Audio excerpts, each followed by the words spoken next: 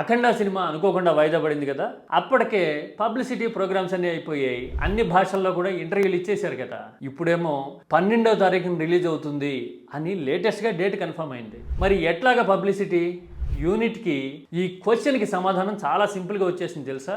అదేంటంటే బోయపాటి అండ్ బాలకృష్ణ ఇద్దరు ఇచ్చిన హిందీ ఇంటర్వ్యూ. వాళ్ళిద్దరూ మాట్లాడిన హిందీ ఇప్పుడు దేశవ్యాప్తంగా తెగ ట్రెండ్ అవుతోంది. ట్రోల్ అంటారా, సరే ఏదో ఒకటి అవుతోంది కదా. ऑलरेडी हमने एक सॉरी बाबू ऑलरेडी हमने बोल दिया ऑलरेडी काशन किया.